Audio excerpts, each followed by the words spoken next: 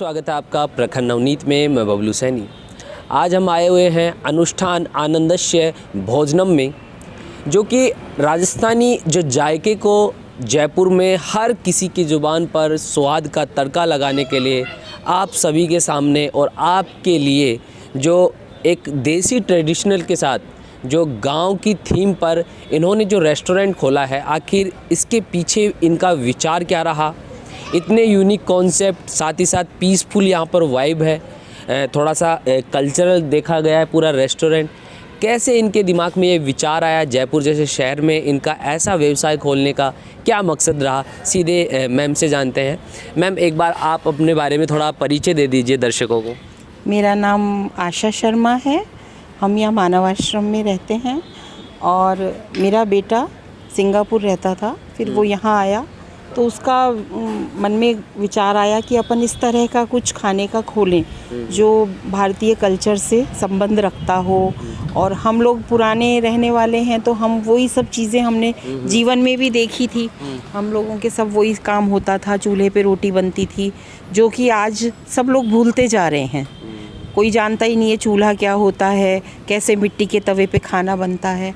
तो जैसे ही मेरे लड़के ने कहा, अनिरुद्ध ने, कि अपन इस तरह करें, तो मैंने कहा बिल्कुल करो, अपन इसको चालू करते हैं। और बिल्कुल भारतीय संस्कृति से जुड़ा हुआ ये सब काम हमने चालू किया। शुरू में दिक्कतें भी बहुत आई, उनकी रेसिपी बनाना और गांव से स्टाफ को लेके आना जो सिलबट्टे पे ही चटनी पीसे और चूल्हे पे खाना बनाए। बाटियाँ, दाल बाटी चूरमे का है तो बाटियाँ भी अपने यहाँ कंडे पे ही सेकी जाती हैं। ओवन का सिस्टम नहीं है, अपने देशी उसमें गाय के कंडों पे ही बाटियाँ सेकी जाती हैं। कोशिश यही रहता है कि अपन भारतीय संस्कृति को जीवित रखें। कैसे वैसे भी शहरों में ऐसा है कि गांव के जो ट्रेडिशन है, जो गांव के अंदर जो भोजन होता है, खाने का जो तरीका होता है, जैसे अभी आपने बताया कि पत्थर पे ही चटनी पीसना, ये चीज़ें शहरों में नहीं प्रोवाइड हो पाती हैं, तो लोग कहीं ना कहीं मिस भी करते हैं। आज भी शहरों के लोग गांव जैसा खाना खाना चाहते हैं। आजकल की जनरेशन इस सब को बिल्कुल भूल गई है। कुछ नहीं पता है कि क्या चक्की होती है, क्या सिलबट्टा होता है। बच्चे तो जानते ही नहीं हैं, आजकल के सब माइक्रोवेव और ओवन और इसी तरह की चीज़ों को देखते हैं। टोस्ट खाकर जीवन यापन करने वाले। तो यही रहा, जैसे विंटर्स में दाल बाटी चूरमा है, अभी सर्दियों में जो हमने रखा दाल बाटी चूरमा है, बाजरे की खिचड़ी है, सरसों का साग, मक्का की रोटी है, राबड़ी है, सारी देशी चीज़ें जो होती हैं वो सब सर्दियों में हमने विंटर में चालू रखी। तो सबको बहुत पसंद आई और उसका अच्छा रिज़ल्ट हमारे सामने आया। तो जब रेस्टोरेंट की शुरुआत की आपने, तो होता है ना कि कोई भी नया काम करने से पहले मुसीबतों का सामना तो करना पड़ता है। तो जब खोला तो क्या क्या स्ट्रगलिंग फेज़ में क्या क्या देखने को मिला? शुरू में बहुत समस्याएं आई, स्टाफ को लेके भी, रेसिपीज़ को लेके भी, हर तरह से कि सब पुरानी चीज़ों को हमें जोड़ना पड़ा। किस तरह सारे मसाले हैं, कैसे तैयार करवाए जाएं, सब है। मेरे भांजे हैं शेफ़ अभिषेक शर्मा, उन्होंने सहयोग इसमें किया, उनका सारा सहयोग हमारे साथ रहा। तो हमने सब ने मिल के और इस चीज़ को भारतीय कल्चर को जीवित रखने की कोशिश करेंगे। भारतीय कल्चर को जीवित रखने की मतलब बहुत बड़ा आपने जिम्मेदारी ली है कि हाँ जयपुर शहर में भी हम गांव जैसा भोजन आपको दे सकते हैं। भगवान की कृपा से हरियाली खूब है अपने यहाँ, तो वो प्राकृतिक जो चीज़ होती है वो आती है।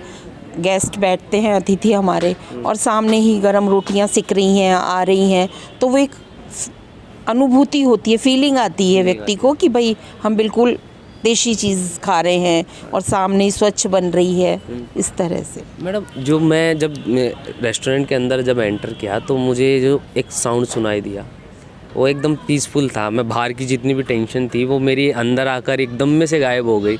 ये जो बहुत हल्के हल्के भजन चलते हैं, इसका दिमाग में किसको आया? ये मेरे लड़के बेटे अनिरुद्ध का ही सारे थॉट्स हैं।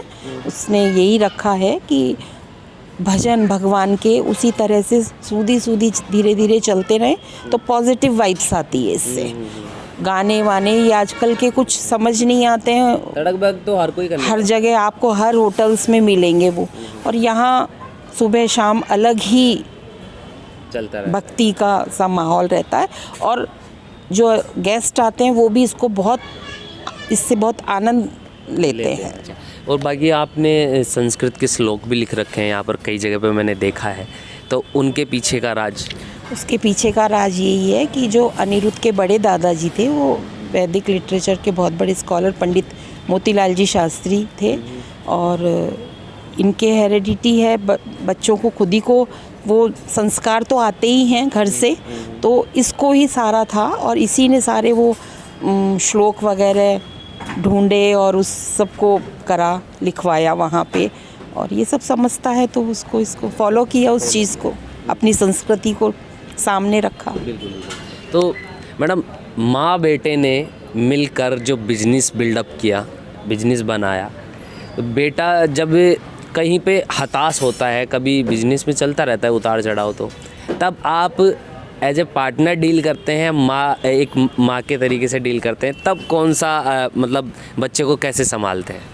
माँ की तरह भी करते हैं, पार्टनर की तरह भी करते हैं। जो सहयोग होता है आपस में मिल के दोनों बैठ के राय करते हैं उस चीज़ को कैसे समस्या का समाधान किया जाए। और हर छोटी चीज़ लो या बड़ी चीज़ लो, समस्याएं हर फील्ड में आती हैं, और ये तो नया हमारे लिए कॉन्सेप्ट था, तो कई समस्या आई तो हम इजी गोइंग तसल्ली से बैठ के डिस्कस करते हैं और उस समस्या का समाधान निकालते हैं। अच्छा, परिवार में कौन कौन है आपके सदस्य? हम दो ही हैं, मैं हूँ, अनिरुद्ध है, और दोनों ने ही सोचा कि करना है और शुरू कर दिया। मेरी बेटी है वो बाहर रहती है, पोती है वो भी बाहर है। वो क्या कर रही हैं? वो हाउसवाइफ है, वो बेल्जियम रहती है। बेल्जियम रहती हैं। अच्छा, और आपके बेटे अनिरुद्ध क्या पढ़ाई करने गए थे वहाँ पर? पढ़ाई नहीं है, जॉब था इसका, मार्केटिंग मैनेजर था इसका। अच्छा, वहाँ से फॉरेन में जॉब छोड़कर उन्होंने? नहीं, अपना खुद का भी काम था इसका। तो फिर जब मेरे father in law, mother in law, सास ससुर नहीं रहे, तब मैंने कहा कि अब अकेली हूँ मैं, तुम इधर ही आ जाओ।